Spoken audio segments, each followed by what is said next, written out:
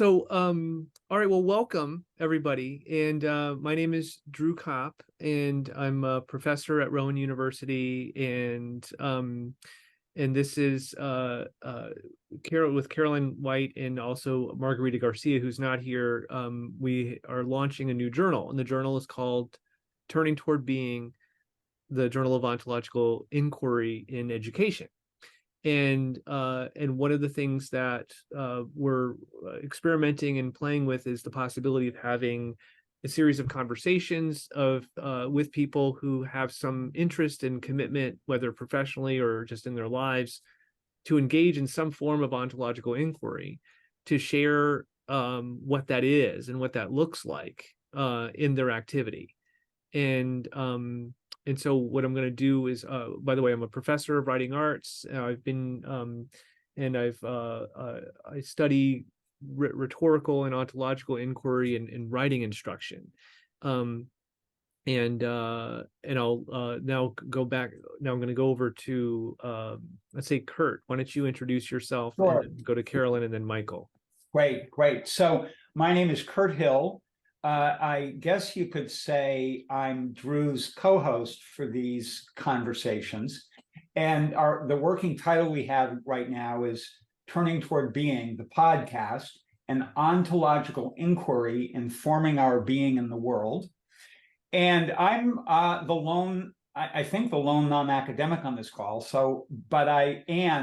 I've been engaged in ontology and the kind of practical application of ontological inquiry and being since the mid-1980s. And I spent 25 years leading programs, working with people in a real practical setting in having the discipline of ontology and the study of being really empower them in the living of their lives. And so Drew and I have been in conversations for the last 2 years and thought this would be a great thing to introduce and take on. Oh, you're muted, Carolyne. Carolyne White, a professor in the Department of Urban Ed in Rutgers University, Newark. I discovered ontological inquiry in around 2005. And before that, I had been primarily, my field of scholarship is social foundation. So it's using the disciplines of history, philosophy, and sociology to inform education. And I'd worked a lot on teacher dispositions and never been satisfied with, inquiries that were focused on critical reflection. So when I encountered ontological inquiry, I was like, wow, I'd really like to be able to do this in my courses. But I was limited by some, agreements I had signed. And so so when the leadership course became available, I took the course at Dartmouth in 2012. And since then have been delivering the course at Rutgers, first to teachers, and then in the business school and in the honors college and in our urban systems doctoral program. And now I deliver it as 2 courses as part of our liberal arts core curriculum. So I'm very interested in everything Michael's going to share with us today. Thank you. Wow. You two are, all 3 of you, are pretty impressive. Drew and I have had a lot of conversations, and I'm looking forward to this one. Yeah. So Michael, just also to say, for those that are not aware of this, I'm a co-author of a book called Speaking Being, Werner Erhard, Martin Heidegger, and a New Possibility of Being Human, and which was published in 2019. And Michael E. Zimmerman wrote the afterword for the book. And so, and that's sort of our conversations really are that's the background of our work together. And but there's a whole other world that Michael, you come from, that we're interested in discovering more about. So for the people that are discovering this for the first time, would you mind introducing yourself? Yes, well, first, thanks a lot for inviting me, and I'm very pleased to be the first person on on the podcast. I hope goes well. I love talking about these things. So let me just get started. I've taught philosophy for 41 years at Tulane in New Orleans, and for 10 or 12 years in University of Colorado Boulder. Now we're back in New Orleans. And my dissertation was on Martin Heidegger, Heidegger's concept of authenticity. And then I wrote a book about that, Eclipse of the Self, the development of Heidegger's conception of authenticity. And around the time the book came out, I took the S training in New Orleans, actually in Metairie, a suburb. This must have been in December of 1980. And I was totally blown away.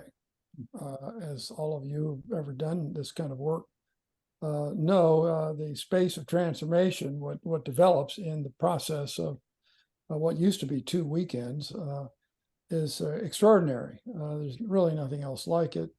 There's never a place I have been, or then, or before then, or since, that grants permission to tell the truth as much as you're able to tell it.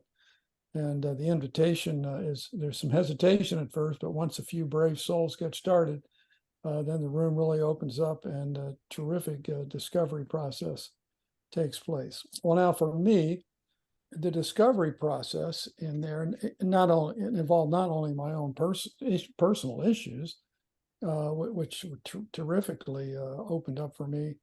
Of course, there's a lifetime of work to be done there.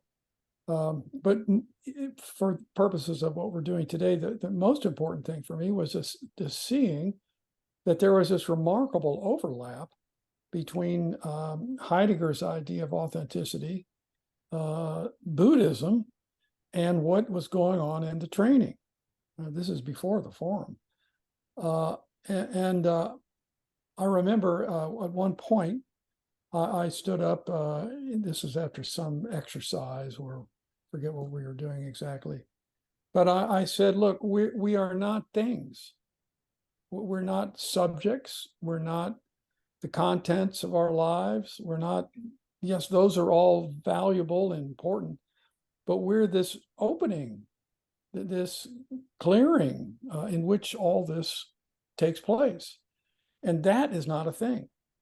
That you can't grasp, that you can't really manage, because it is you at your deepest level. And who you are is learning how to be that opening. It was really great. In fact, I talked to my trainer at the end. And I said, I could do this, be a trainer, in other words. But I was a good teacher, and I figured, this would be terrific. I love these guys and gals. Anyway, so the following year, in 1982, the spring of 82, I had a sabbatical. So I went out to the Bay Area and I met Werner through Bert Dreyfus, who was a University of California philosophy professor who also did Heidegger. And we had known each other through our writings and met a few times. He introduced me to Werner and to Fernando Flores and the whole incredible Bay Area transformational scene. I mean, it was one of my life's top 6 months, that's for sure. And that's when, I got to know Werner some, and he invited me to, first of all, he invited me and Bert Dreyfus to sit in on the training. Again, we had both done it and liked it a lot, and to do a philosophical critique of it. In fact, I brought my 30-page critique back from Boulder, where we visited recently. We have a home there, and I want to reread it and see what I said. And that was great. I got to sit down on the training again. We met with Werner. I met with Werner and Fernando toward the end of the summer and went over all this. And so did Bert. And these conversations we had went into the formation of what became the forum. Now, ours was not the only input, but it was one of the inputs that led to the forum in 1986, I believe it was. And it was only a few years later, it was in 89, that was at the one you have a transcript for, or the document, the film for, the video for. And I brought so much of this back to my own classrooms and so on. And so I was terrifically influenced by Heidegger, by Werner's work, and by Buddhism. And I still see those as very, very similar in many ways. There are differences, but the key insights are there. Mm. And so I think I had already started meditating in every class. We would start out with 3 or 4 minutes of basically Vipassana meditation, where you're closing your eyes. I say, look, I don't care what you're doing with your eyes closed. You can be having sexual fantasies, whatever, but just don't talk, please. Well, I encourage you to try the process out. Remember, we're not praying here. We're doing a practice that's going to try to put you in touch with some deeper element of you. And I remember a few times over the years, I mean, I did this in graduate seminars too. I did it all of them. A few times if I were giving an in-class test, I would say, well, I would start out passing out the test just to see. And somebody would say, well, wait, aren't we going to meditate? So, okay. They wanted to do it. They had discovered the value of it. And so there's a lot more to be said, but maybe this is a way to get conversation started. Yeah, Drew, if I can jump in here, because it's so rich, Michael. So I, first off, just really appreciate the background. I have a whole bunch of questions, but let me start. My first question is, what led you to the S training? I first did the S training in 1984, and like you, it impacted me immeasurably. I had no idea what I was getting into in terms of the deep end, jumping in the deep end. Right. So what was it that led you there? Because, it was kind of, still kind of controversial at that point. Yeah, right. Well, I didn't know anything about it. Right. I had a friend, Susan Devers, who I was dating at the time, long distance. It ultimately didn't work because of the long distance thing, but she's a wonderful person. And she had done the training, and she was home at Christmas in Baton Rouge, where my parents were. Went up from New Orleans as she came home from New York.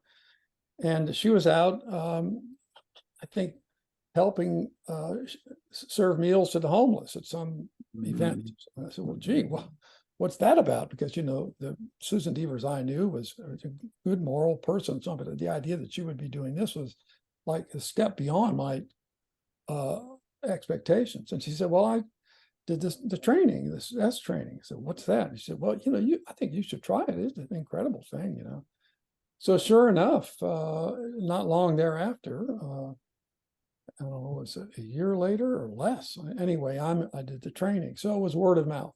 Right. So we tasted this and wanted to share it with others. Right. I think that's for countless people, that's the same story. Yeah. Someone told them and ended up, which is someone who, right. I was invited numerous times and kept finding reasons to not go. And then I ran out of reasons and there I was. So I hear you. Right. Part of it is who she was. Yeah. Her speaking up like this. Well, I had to take that seriously. Yeah. Great. Then what would you say, kind of thinking back to 1980 and participating in, what would you say was the immediate impact in how you conducted yourself in life, how you were living life? How did that impact you? Well, I think it's a long-term process. One was being able to tell the truth to myself better. Mm-hmm. It's really hard, as you know, and it takes practice in a way because we're so self-devious. In terms of, like you said, you ran out of excuses. Maybe that was true for me. You run out of excuses. You have to look deeper. But that's, I think, a lifelong task. I remember when I spent in 1979, prior to this, I had spent 5 weeks at the San Francisco Zen Center and Green Gulch Farm in Tassajara. So I was getting my Zen training going, and right. With Heidegger, I'm prepping for the training unknown to me. But and then I remember a conversation with this female Zen master there, sharp gal, and a couple of us were talking about, there was once you have a kind of a small satori or something, then it's kind of like a watershed, and she was listening in. she had more experience than we did. She said, well, what does that mean? And I said, and it said, well, it's all, as if it were all downhill. And she made clear to us that, that it's great to have that fantasy, but it's not like that. Every day, every moment is an opportunity. And don't be thinking that the hard work is done. Now it's just begun. Forgotten that. And it's true today. Every day is an opportunity. Also to clean up the mess you make that day to keep moving. So I get maybe another thing I could say here, a lot of opportunity for forgiveness.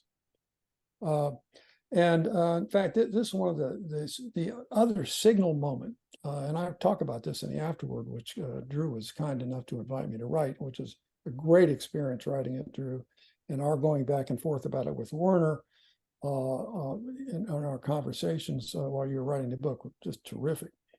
But the most important feature of the training, as I understand it, is the sharing.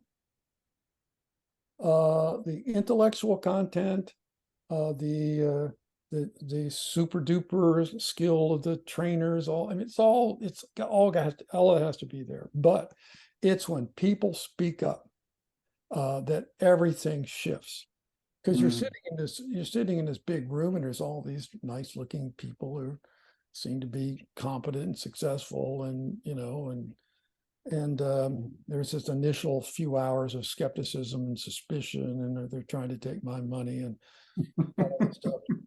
But a few brave souls would actually stand up and start engaging with the trainer. This is what they called him back then, not the forum leader or whatever. Right.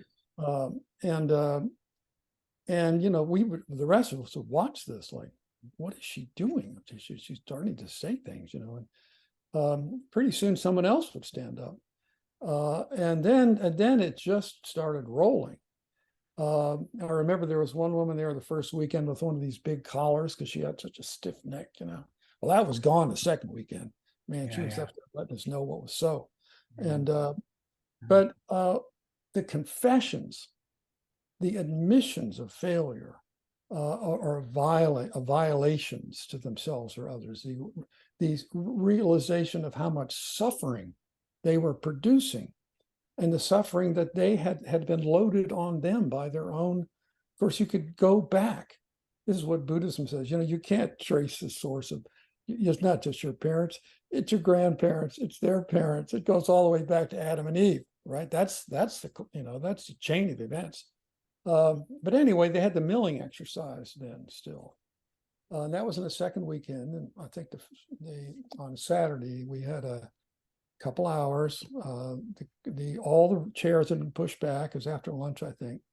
And the invitation was just to walk around, not to speak, but to make eye contact with others. And by this time, we had just about most people had stood up and said something. And we were all impressed by and moved deeply by the honesty with which people were coming forth. And I mean, I've never been in any space like that. And then, as I'm milling around with the others, started happening for me with these waves, tremendous waves of compassion coming up through me, the forgiveness of everyone. That everyone there was trying to do his best, that they had all failed at one time or another. They were sad about it, guilty about it, conflicted about it, wanting to be better, different, etc. And I just was overwhelmed by this compassion. I realized that, if I were God, I'd be forgiving everybody right and left, right? Look, you created us. Look at this mess we're in, right? And how are we supposed to navigate this with all of our cravings, delusions, hatreds, the whole Buddhist and Christian and Jewish, all of our traditions recognize these aspects of ourselves. And, that I have never forgotten that. That has always stayed with me in terms of the realization that everyone suffers and has provoked suffering, and that we all need to forgive each other for it. So that's what I take away from the training. Brilliant. Brilliant. If I could just share one thing, because Sure. it's very present for me, and I can hear the your connection to Buddhism here in the right, and I've been kind of a lay Buddhist, I suppose you could say. I mean, reading and practicing meditation for about the past 20 years. Mhm. But I remember myself in the training on the second weekend, the process where groups of people were on the stage looking out at the people, Yep. and being overwhelmed in the presence of people suffering. Mhm. It was so palpable that people were suffering. Yeah. And that's an image and an experience. I mean, it's present for me right now. That experience of people's suffering is right there on the surface all the time. And the opportunity, like you say, to have compassion for that, I think for me is one of the big pieces in what Drew and I are up to here in having this conversation for informing who we're being in the world, is nurturing and nourishing and expanding that space of compassion for what it is to be a human being, Mhm. you know, in this tangled linguistic web we live in. Yeah. Thank you for all of that. It's really Yeah. beautiful. Thank you. Thanks for Yeah. those remarks too. Drew, I'm going to hand the baton over to Yeah, you yeah, here. yeah, yeah. Well, I mean, there's a lot of places to go, but one is I'm curious, Michael, what, you know, having, you know, the background that you do and being in educate, you know, in a university setting teaching philosophy, which is probably has a lot of space to engage in these kinds of conversations, but you might have had all other vantage points on the structures of our educational institutions, especially in higher education, that either in some cases permit or have room for this kind of inquiry and maybe not. And I'm curious what your observations were, or any efforts that you made over the years in that regard. Well, that's a terrific question, and I know, you know, that you have your new journal, and part of the idea is to share with and encourage the promotion of this kind of ontological inquiry. It seems to me that first of all, how much pedagogical training did I get as a graduate student?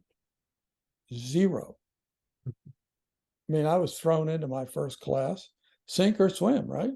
So you try to kind of piece together what you saw, learned, et cetera, from your professors, and tried to cobble together a course. And you know, the whole thing's preposterous. We're thrown into the lion's den without any training, pretty much.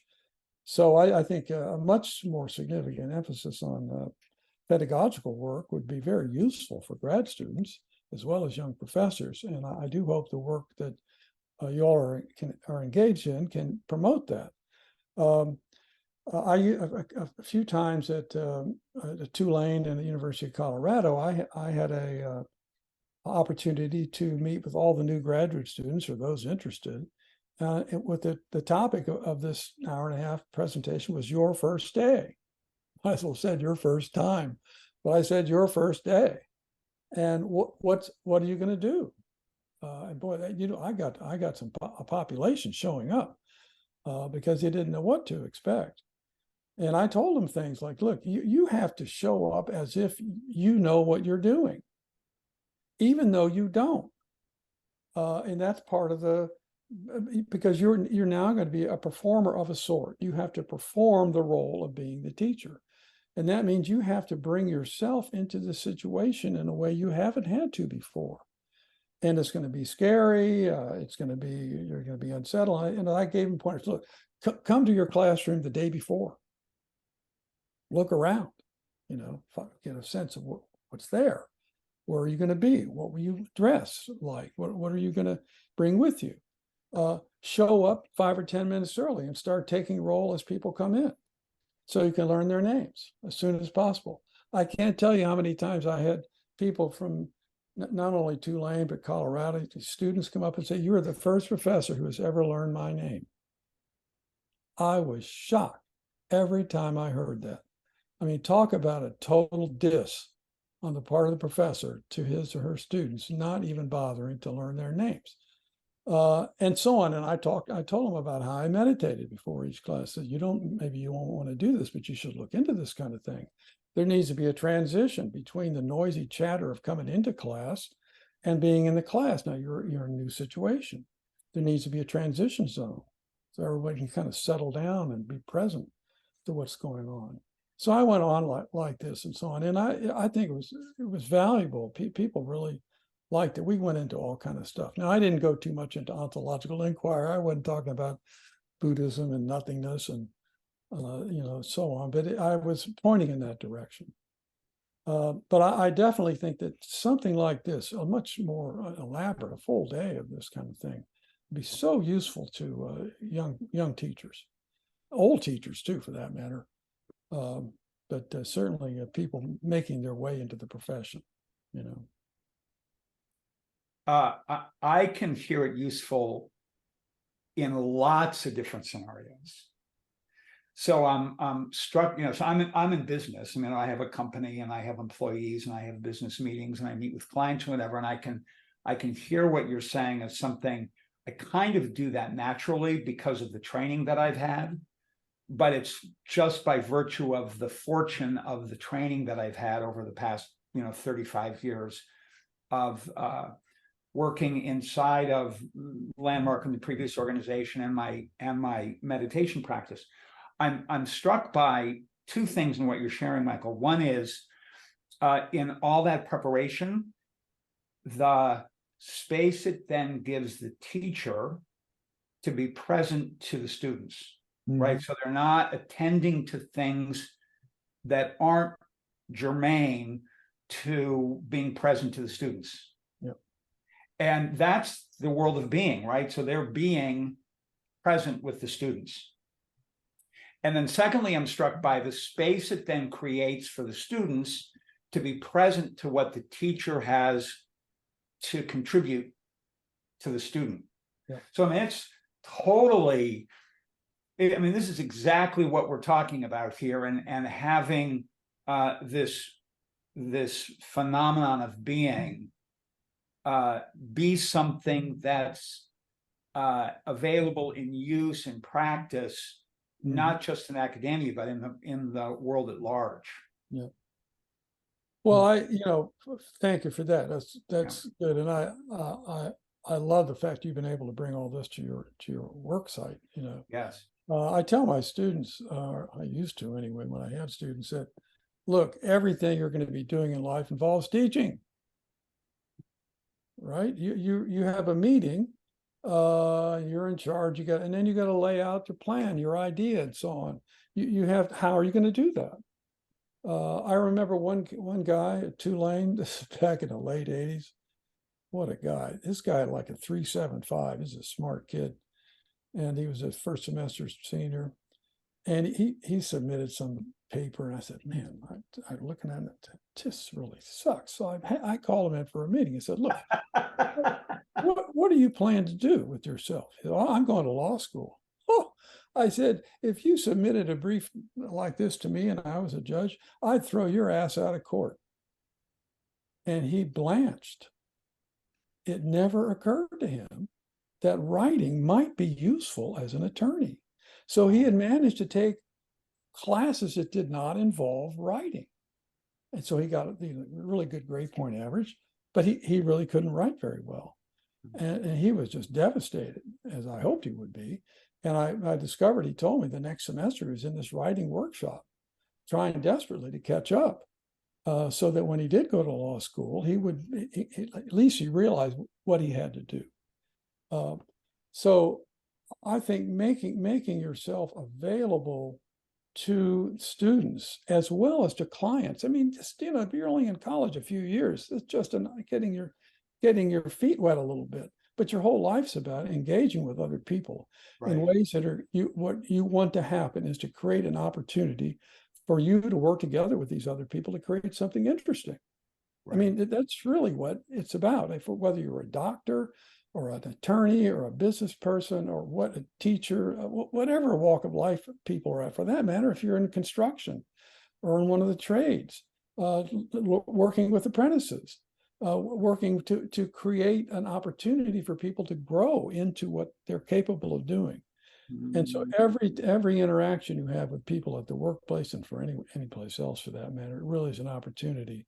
It's an invitation to allow things to unfold, which wouldn't happen unless you were willing to take a kind of stand there, an opportunity. I have an example that might be interesting. I remember back again, it was probably in the 80s or 90s at Tulane. One of my students was a freshman and he was, or a sophomore, running for some student office.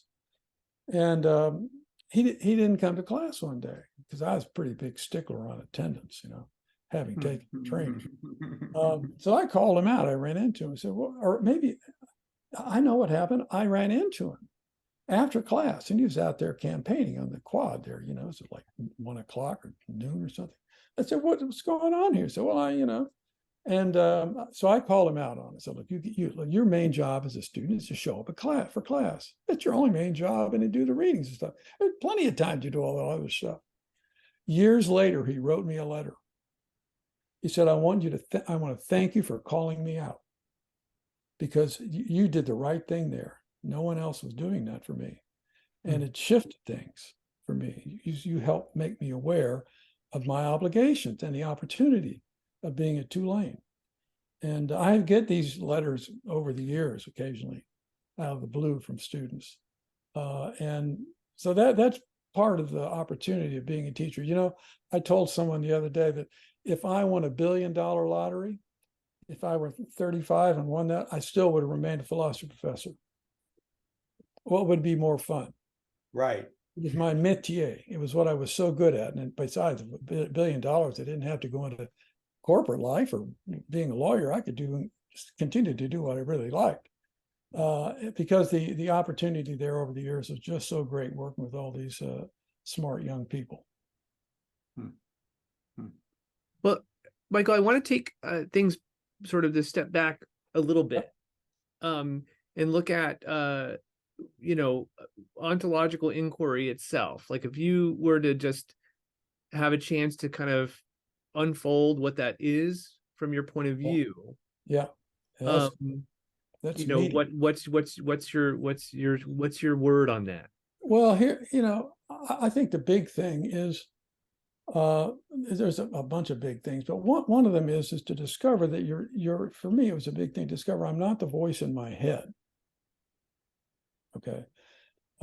This is really totally neurotic, where I was coming from. Was thinking that the contents of my deranged, 20, 30 something mind was a source of any kind of wisdom.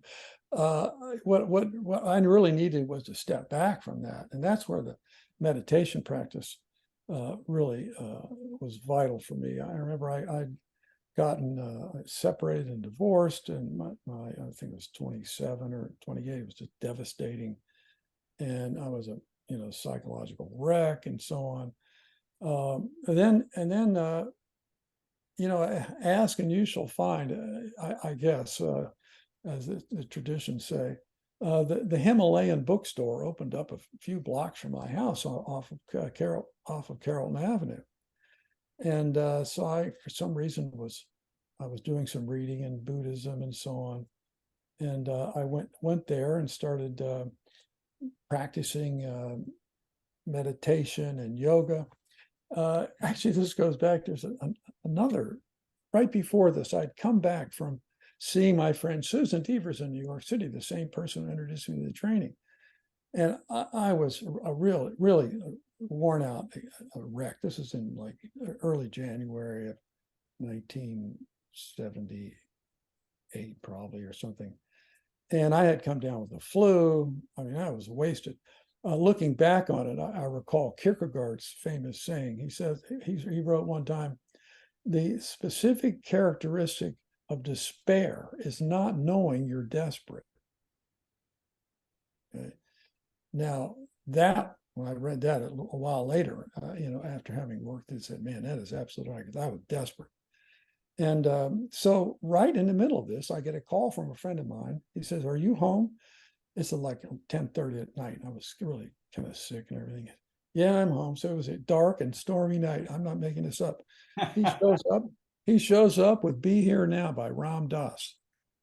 Now, I had seen this in a bookstore and I had scoffed at it. New Age, Eastern mumbo jumbo. I was ethnocentric, there's no doubt about it.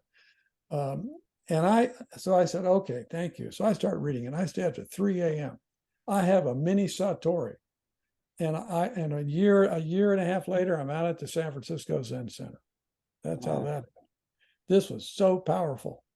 Ram Dass was a brilliant psychologist. He really spoke to the deranged Western mind that he knew about from the inside. But anyway, I got involved. I started meditating and doing yoga and all this kind of stuff, changed my diet, learning how to breathe properly from the belly, all that stuff to calm down and get more centered. These are tremendous gifts from the cosmos, without which my life would have been very different. Then, of course, I had to do the training, and really, I feel tremendously blessed by this. And so in a way, these are opportunities that I wanted to share with people. That's why I started teaching Buddhism, and I was doing Heidegger, and I had a whole class in Buddhism at Tulane. I was a very good teacher, published a lot and so on. So they were kind of willing to cut me some slack. So I offer my Buddhism course as a 4-hour course, including a 1-hour-a-week meditation lab. We would do our meditation up in one of the dance studios, which had the floors that kind of give a little bit. Man, what a trip. I remember one day, it was all, when you're working with 19 and 20-year-olds, it's all about suffering.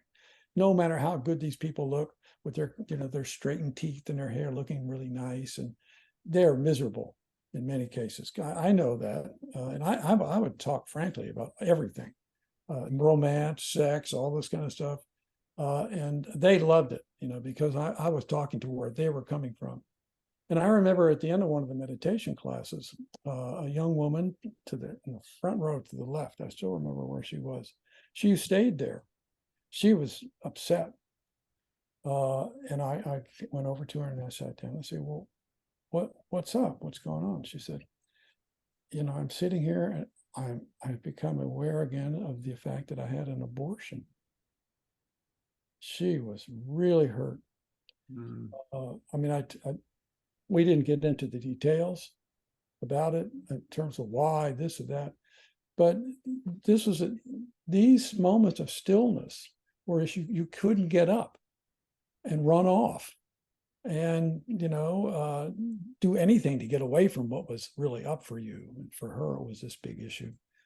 That was a pretty powerful work we did in the years I was doing Buddhism, was because certainly for me, I probably learned the most of anyone in those classes, because every time I was up against it for myself, again, every day is an opportunity.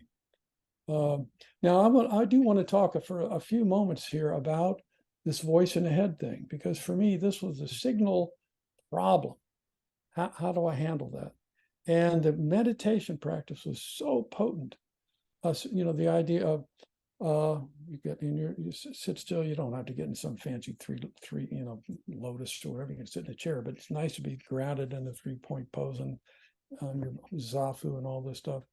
Getting in touch with your belly breathing, and learning to observe the voice as a phenomenon, just like a tree or a train or music or whatever is in the environment. Make it a thing that you can witness, not something that runs you, but rather something that you, at a deeper level of you, this awareness that doesn't have a lot of specificity to it, but is capable of noticing the contents and to let go of those contents moment by moment, and going back to counting your breath or saying your mantra, whatever it was, so that you become more spacious and not this being subjected to the energy that that voice was putting into you, primarily negative, guilt, regret, longing, if only.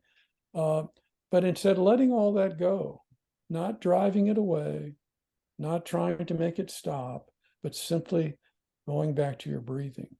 And this, as you all know, if you've ever done any of this meditation practice, this creates spaciousness of a kind, and for many people, it's the first time they've ever had it.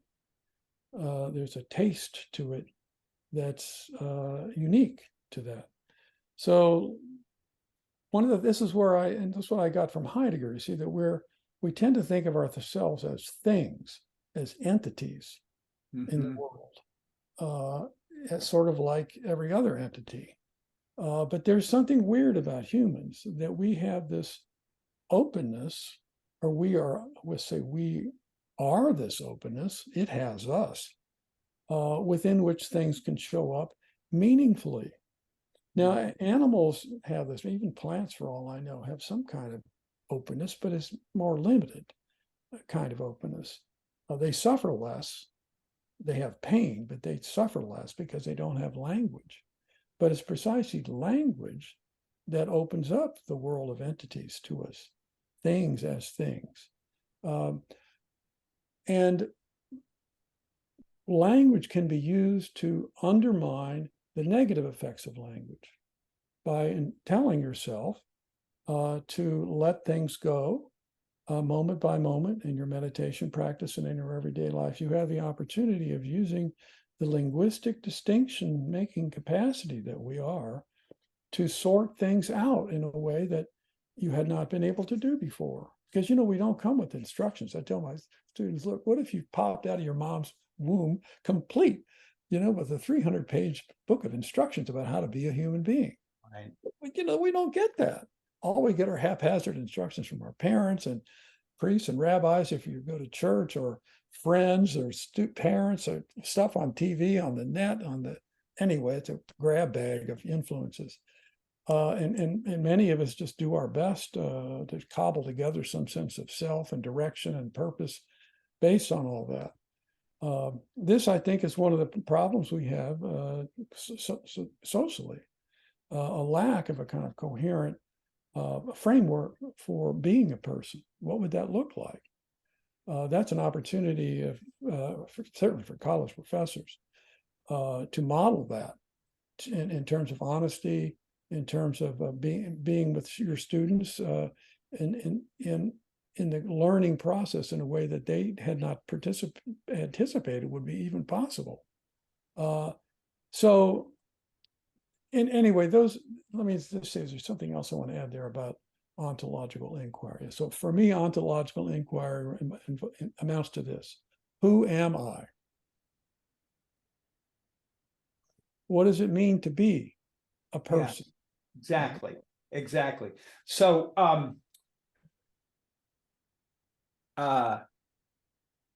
I think one of the major missteps is people relating to themselves as those thoughts arising. Yes. So I've had the experience that you talk about during meditation, noticing thoughts arising as thoughts arising. Right. That I have no agency with whatever those thoughts are that are arising. They're just happening, and they're just whatever it is they're saying, they're just saying. And when I grab onto something or mistake myself as those thoughts is when I get myself into trouble. Yeah. Right. So something very, very powerful there, I think, for us to note is, what is it that allows for us to distinguish those thoughts as something that simply arises? Mm-hmm.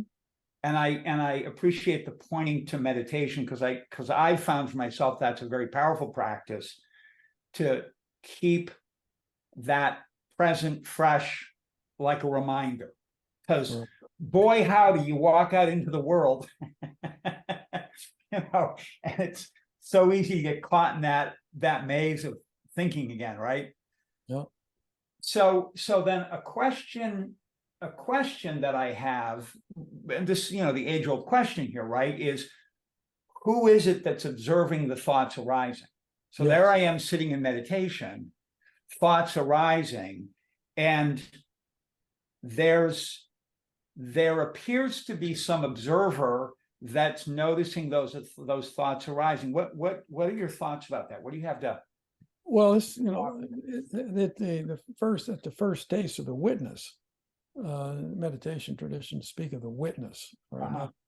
The witness is a capacity that we show up with, that can be developed, just like any other capacity. It doesn't come full blown. It's something that has to be teased out and worked with.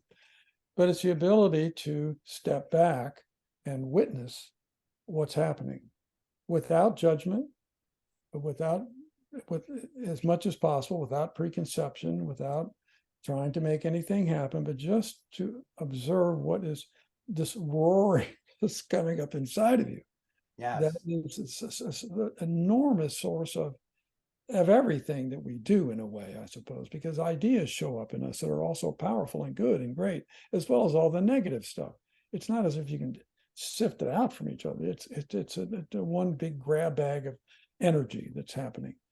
And so being able to step back and witness that is the first step toward becoming more deeply aware of other factors, such as that you're not a thing. And see, this is really goes back to that moment in the training when I had that realization that, I'm not a thing. I'm this context in which these things arise, and that I assign like a space or a clearing, and clearing and opening. Yeah. And that Yeah. would include my emotions, my body, my memories, my hopes, my relationships, all the things in the room, all of it's showing up within this non-thing like clearing that invites me to give meaning to things, or within which things show up me as meaningful or not meaningful or problematic. I mean, learning to navigate all that is really something. This reminds me of another moment when I was there was an intense period there of about 5 years when I was doing a lot of stuff. In 1980, from 79, 80 was been a full year in London as Tulane's junior year abroad director.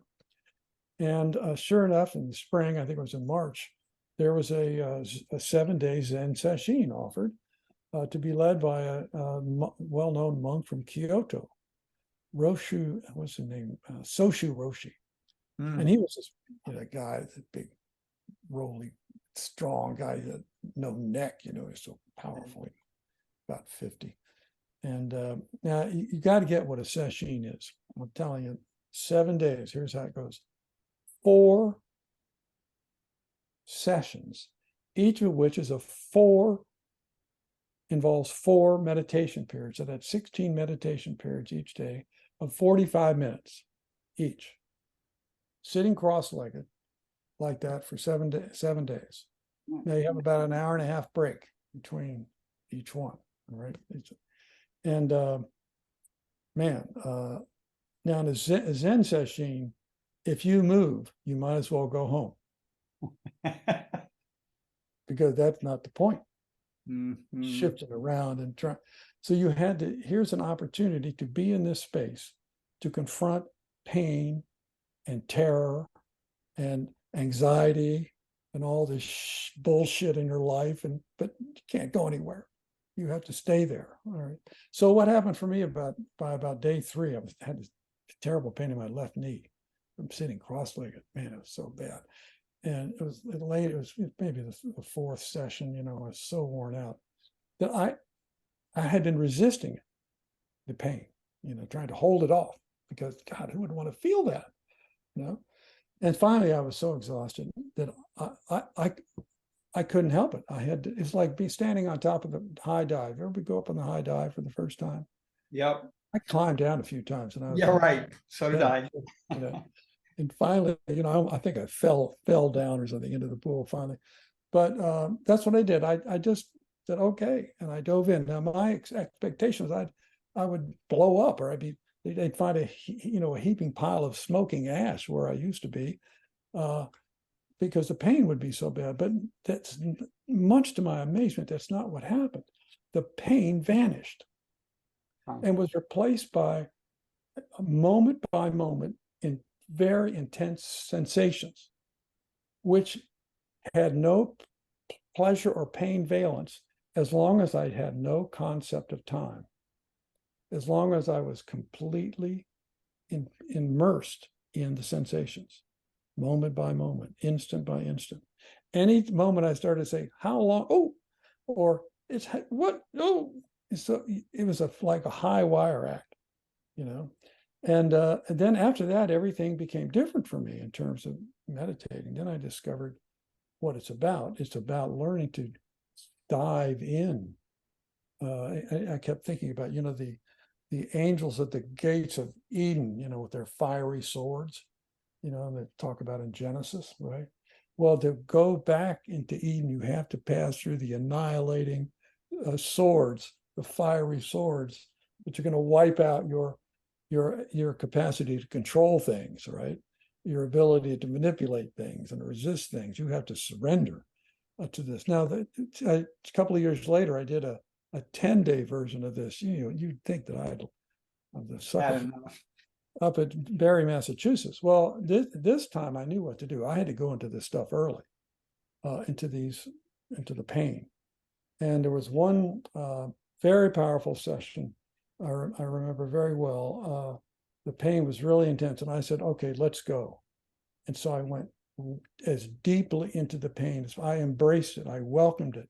I said yes to it. And so I have this encounter with a goddess. I can't describe this female divinity who's hovering there. I'm just, sitting there, what's this, And then she's gone, and I'm in an inky black space. It's like, I don't know how to describe it, with little sparkly lights, like they were stars or something, And I'm just, there's just this witnessing. Now, next, absolute nothingness, no witness, no space, no time, nothingness, just nothingness. I can't describe that, right? It's all gone. And suddenly I'm back on the meditation cushion, sitting there kind of like this H-bomb had gone off. And I'm kind of obviously looking kind of funny. So I get up and staggering around. And they had these meditation coaches say, well, what's going on? I described this a little bit. He said, oh, that's fine. Take the next session off. There's a nice path through the forest next to the building. Go walk around there for an hour or two. You'll get recoagulated in no time.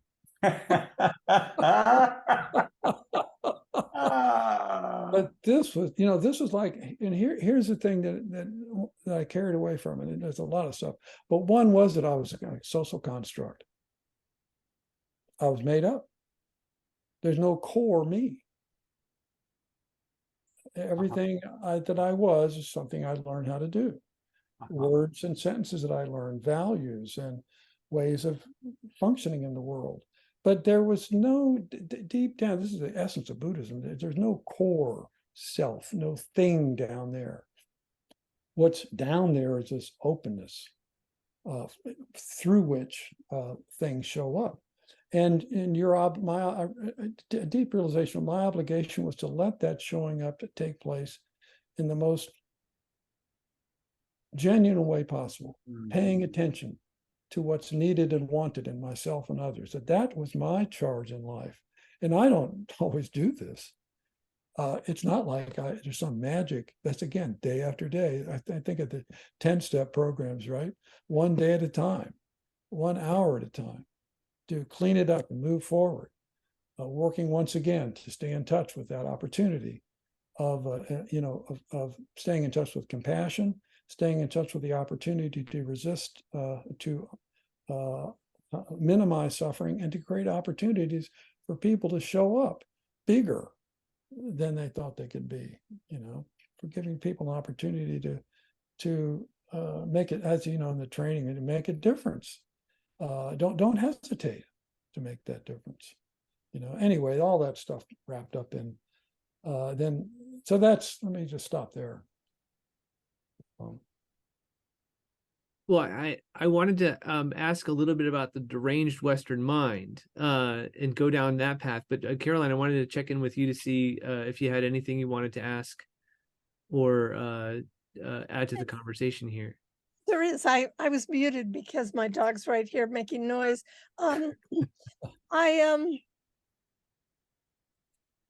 You've taken me down a lot of paths, Michael, that are familiar. Because as you were talking earlier, what came to my mind was my 30 plus years of working in a 12-step program, right? I meant 12-step, not 10. Yes. And but I kept having this question in the background because in my work at Rutgers, I've reframed my ontological inquiry courses inside an inquiry into climate crisis and also the system of white supremacy. As I did some reading over the last few years that allowed me to see the common root of both of those phenomena as being the thingification that you keep referencing, right? That we thingify people when we make them slaves, and we thingify the planet, and with the whole business of extraction and exploitation of it, and we don't see it as a living entity. And so inside all of that, I've been captured with the relationship between that reality that's happening and how little is spoken about it, first of all, even at the university, right? And second, how pivotal this conversation is about the being of human beings if humanity is going to be able to survive, right? That the planet will survive, but will human beings survive? And so that's a lot, right? Yes. And Yeah. I'd like to hear anything you have to say about any of that. Well, there's a lot to say about that. One of the other things I did for a long time was environmental philosophy. Yes. Published a big anthology about it. Went through 4 printings, and that's where I remember when we were going to come out with it in 1992. The editor at Prentice Hall was saying, "Well, what's this ecofeminism?"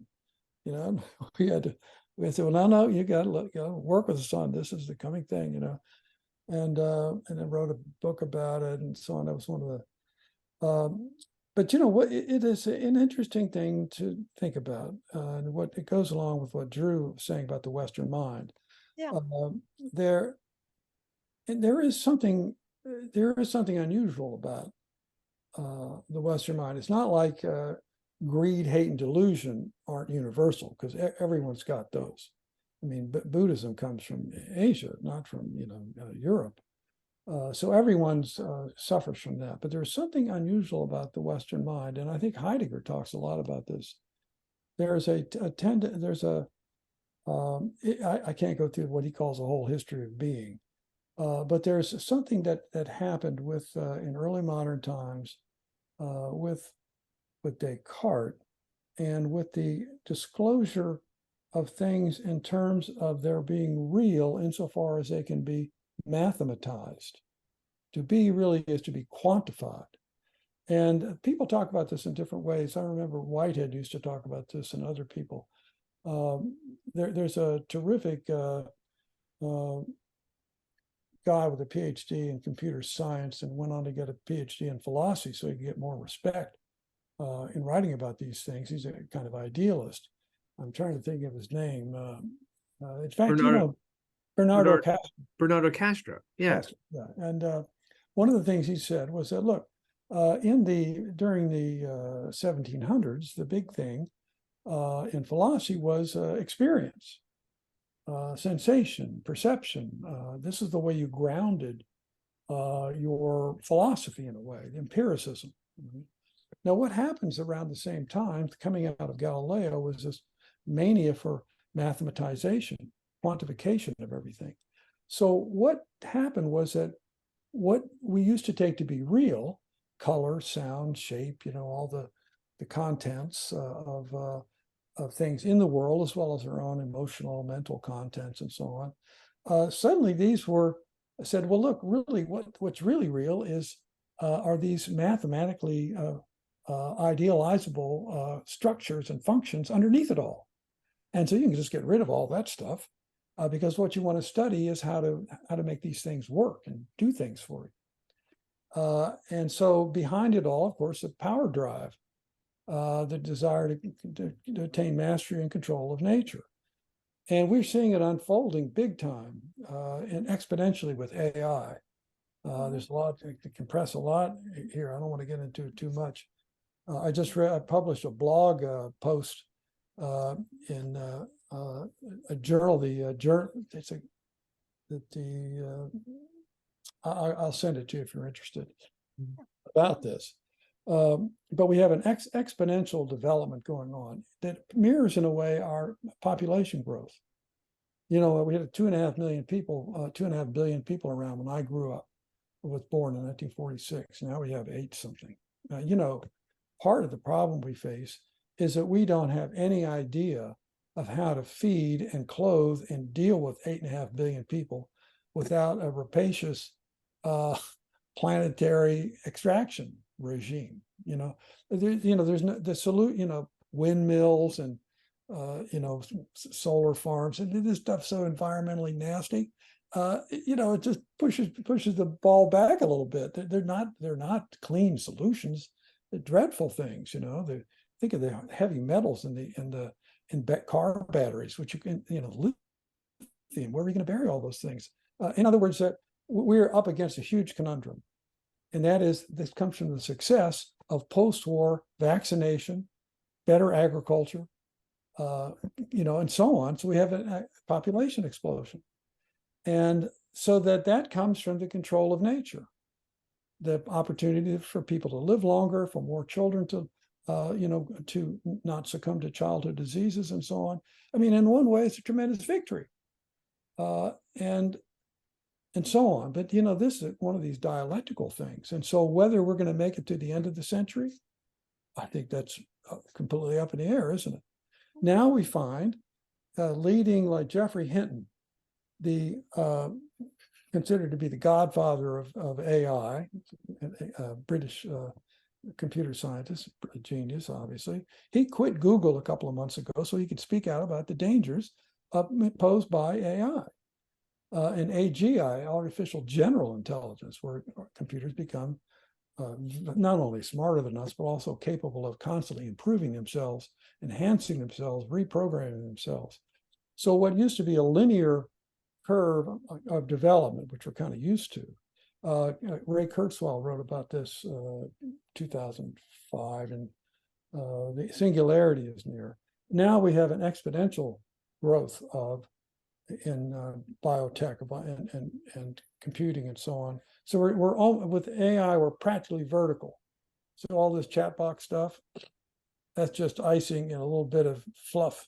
Because what's coming, and I'm talking about in matters of months, in a few years, not in decades, they'll make this look like child's play. And we are not prepared for it. We have no idea what's coming. Could be, in fact, the head of the editor of the bulletin of the atomic scientists, the ones who have the clock, these clocks push closer to midnight than ever. And he says the AI is a new atomic bomb. It's that to a lot of these computer people who haven't talked about it until now, that's their concern. And a lot of them kind of brush it aside, but a significant number say, look, it's that dangerous. So someone asked them, Drew, I'll send you this link if you want it to my blog post, you can send it out. But one of the guys said, these computer guys, when you're really into this, you're really kind of not tending not to think about that, what might happen, because it's so much fun to really make it happen because it's so cool and everything. The vortex of transformation, right? Yeah, because he's going to make the world great and get rid of disease, and we know where all that led, right? and conquer cancer and so on. But there's this little problem that we don't really know what's coming with it. And so then I was reminded of the famous quotation by Oppenheimer after he set off the atomic bomb at Alamogordo. He says, when you have a technical problem that's really sweet, building an atomic bomb, you don't really focus on what might come of it all, because it's so much fun really to build it. And that's how it was with the atomic bomb. And so that I'm just thinking, here we have 75 years later, the same sentiment voiced about unleashing upon the world something with such extraordinary power. The difference being the atomic bomb was so expensive and complicated, you can only have governments doing it, and they could put the clamps on it. Now AI is just unleashed by private corporations without consulting anyone. And so, we're in for quite a ride. I don't know where it's going to go, but it's a good question you were asking about what the future of humanity is. In a way, I'm glad I'm 76. I don't know that I want to be 26. Now, people have perhaps been saying that all along. The world's been going to hell in a handbasket since Plato's time, I suppose. But maybe we got a faster handbasket than before. Anyway, I don't want to be too pessimistic, but it's complicated. But it does. Let me just end with this. Make this other point. It raises a question of what is consciousness. Because one of the things that Geoffrey Hinton said was that it's like this intelligence is totally different. It's as if critters from outer space had landed and were speaking really good English. So we thought that they were kind of like us, but these computers have no self-consciousness right now. They're just machines that are completely really good at aping us right now. So the question is, would they ever become conscious? But then that goes back to the ontological inquiry. What is a human being? Who are we? What is it like to be what we call conscious? And what would be necessary? What would be the conditions necessary for the possibility of silicon, running algorithms and with, powerful computers to be conscious? Is it even possible? And does it even matter in some way? So this is part of the trajectory of the Western mind. This is where Western philosophy and science and metaphysics has taken us. And it really is the God project. Ray Kurzweil uses lots of God terms for this. That he quotes scripture to the effect that we're going to make all dumb matter sentient and conscious throughout the universe. That's the goal. Now, there's bits of, that talk about the Hunger Project. This is even a bigger project than that. But it just shows a kind of, is it hubristic? I mean, is it complete madness? I'm not sure what to make of it. It does seem to me to be taking us way beyond the type of stakes that human beings have been dealing with before. Could I add something to my question? It as you talk about the AI, I can't help but think about Heidegger's work and the dangers of technology, and yet when I look at the university setting right now, there is this latest book about Heidegger has gained a little bit of traction, and I think that you're talking about Wolin's book, Michael. Yes, yeah. I'm there's a resonance here for me about when I was in a reading group with Drew where we were reading your book, and I was reading that, I was thinking about all the blind spots, how someone can be so brilliant in one place and have these blind spots in other places. And it seems like it's the same thing with what's happening with AI, right? People are so captured with it, but they've got these blind spots where they can't even imagine, that there's a darkness awaiting, right? And it seems that how to grapple with that with students is gigantic, right? Because they jump to, not all students, but some students have been trained to if there's a critique, then they kill off that philosopher, right? Like in an instant, instead of understanding that we are that philosopher, right? We all as human beings have these blind spots. And how do we, I mean, I think that that's another part of what's there in this conversation. Well, I mean, I think it's essential to finitude. I mean, that you might want to say for Heidegger, the essence of being human is being finite. That's what, because we're temporal beings, that time, this past, present, and future, this is how the openness unfolds for us. It unfolds in this temporal way. And that finitude is essential to that. That means mortality. So the effort to attain artificial immortality is such a, how shall I say it? How to put this? It's such a shocking, long, of course, it's a long, thousands of years hope for humanity, right? You think about all the stories in history about people yearning to be immortal and so on.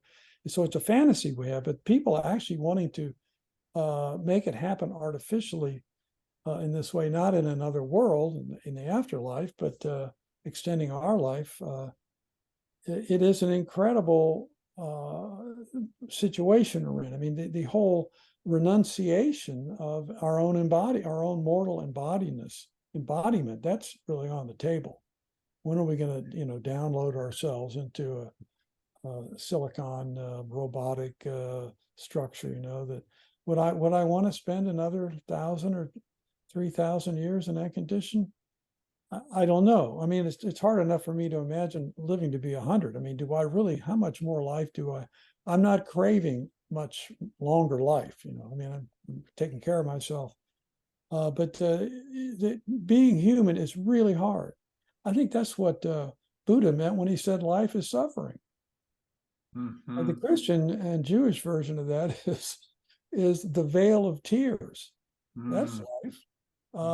And when you're young and dumb and your body's working and everybody in your family is still alive, I mean, it's not as big a thing. But when you see people get old and die, and you see the projects you were involved with that succeed or go away, or what, you were all of a certain age. Drew, you're the youngest one here, and you've had plenty of life experience, all these things. But immortality without insight, without an end to the craving and the madness, that seems to me, this is, I suppose, the whole point of Buddhism, that life as conditioned, which is all life, except the one unconditioned state, which would be what they call nirvana, okay, and intrinsically involves suffering.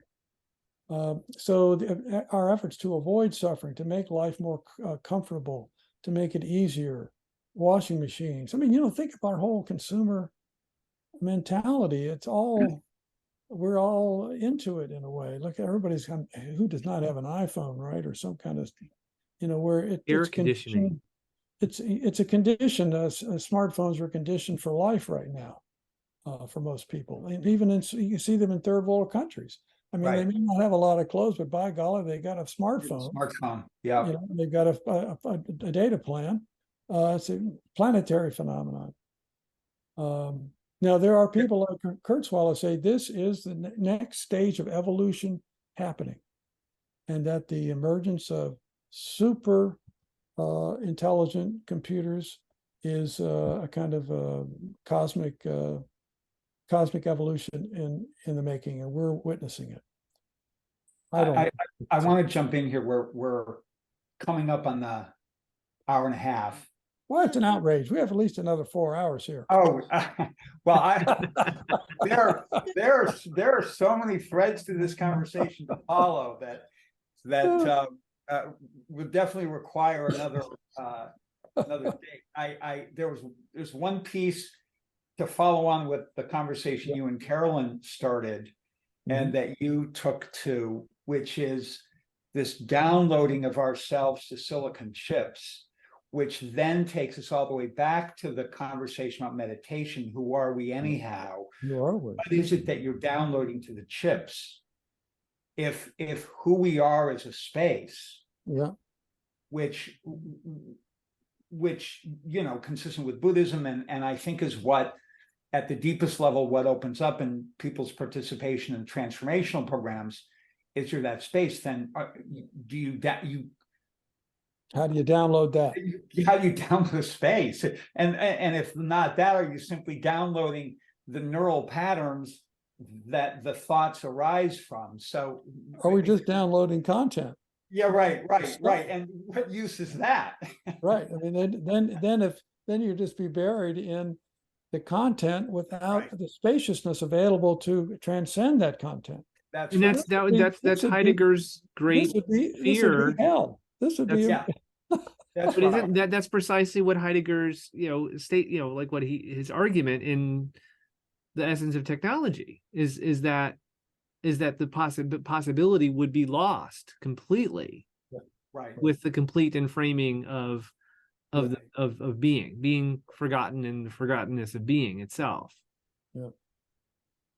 Well, I do want to say, I absolutely agree. I do want to say something about this Heidegger thing, the Heidegger Nazi thing. The first professional paper I wrote got published as Heidegger and Ethics and National Socialism.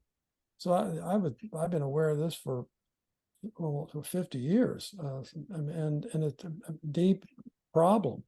But it's hardly a surprising problem if you realize that the extent of anti-Semitism in Europe and America at this time. The Nazi race laws promulgated in 1935, much of the content of those came from studying Southern state constitutional documents about race. So that there's a book out from Princeton called Hitler's American Model. It's not like you can say, oh, it's Heidegger, oh, he was a Nazi, or he was a racist, and all this kind of stuff. I mean, everyone had, this was a widespread. He was just the most famous German philosopher. In fact, a Berkeley philosopher named Hans Sluga wrote a book called Heidegger's Crisis. And it turns out that most of the profession in German philosophy either became fellow travelers or outright Nazis, along with everyone else. Now, the horror that comes from that in the form of anti-Semitism, the death camps and that stuff, especially mixing it up with all this high tech. The Germans are really good at that, V2s and U2 and U-boats and gas ovens to, burn up millions of people. It's startling, but then we blow up two Japanese cities with atomic bombs right around the same time this is going on, after having burned down half of Japan with napalm bombs and fire incendiary devices to burn up the cities. Where do we draw the line here? It's a manifest the anti-Semitism, which I've never really understood. I'm Roman Catholic, Buddhist, and I just don't get the intensity of it. Some people, I don't know what that's about, but it's a dark thing, and it is astonishing to ponder the fact that a nominally Christian country, Germany, would set about consciously to eradicate the Jewish stem from which Christianity emerged, as if this would be a good thing. I mean, the whole thing is so diabolical. I mean, it's like the pure manifestation of evil in the world at that time. It's hard to I find it really hard to wrap my mind about that, around that, because it's such a horrendous event. That fact that Heidegger did not come to grips with it publicly in the way he should have, or we would hope that he would have, it's very disappointing. Hmm. And nevertheless, he was a philosophical genius. Mhm. And there are elements of his work. That's when I read Heidegger. I'm always reading with two lenses. One, paying attention to what the contribution is, and second is being aware of how that contribution can get distorted in terms of his own worldview. A Southern, practically a Southern peasant boy raised, Southern German, raised with these anti-Semitic ideas. So it's another sign of our finitude, our limitation. Right, right. So yeah, so we are basically at the end of our time that we set out, and I'm thrilled that we've had the conversation we've had. And It's been great. Yeah. and maybe we might return. Oh, we for sure have to schedule another conversation. Like there's so many threads left on. We could, and that's totally fine. I think if we're game for it, we could always do something again in a couple of weeks. Sure. Yeah. All right. Very cool. Well then, let's. Well, let me just say thanks to all of you. It's been so much fun, and I do hope we get together again. And may this interview process bear much fruit. Yeah. Well, Thank you, Michael. Really a pleasure. thank you. Okay. Thank you.